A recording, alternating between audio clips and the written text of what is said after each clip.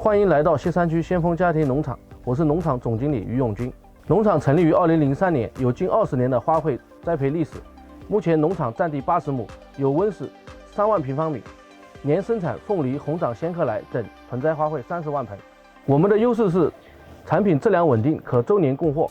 近年来，随着我们的生产规模不断扩大，我们的自动化水平也在不断提升。这一则我们将生产3万株凤梨。下面我给大家介绍一下我们自动化生产的全过程。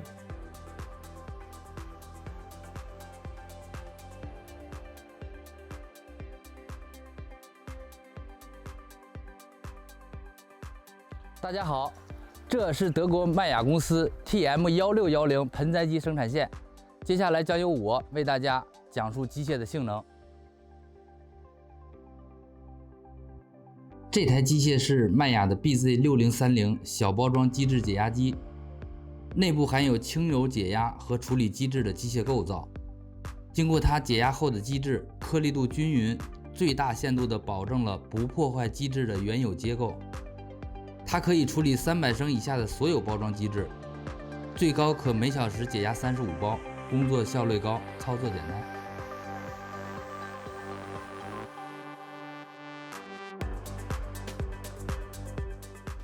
这台机械是麦雅的 EM6002 机制搅拌机，通过它可以实现多种机制的搅拌混匀，也可以保证混匀效果，且最大限度保证不破坏原有机制的结构。它的机制仓可容纳1立方米的机制。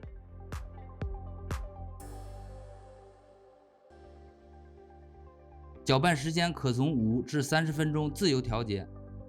通过它的红外线探头，可以为配套的上盆机自动供料。这一台是麦雅的 TM1610紧凑型自动上盆机。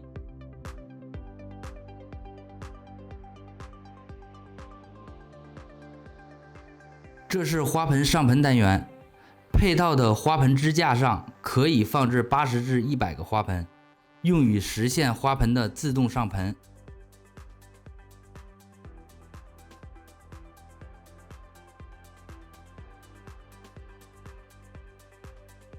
这是自动打孔单元，通过更换不同型号的钻头，可在填装机制后的花盆中钻出种植孔，从而实现标准化移栽。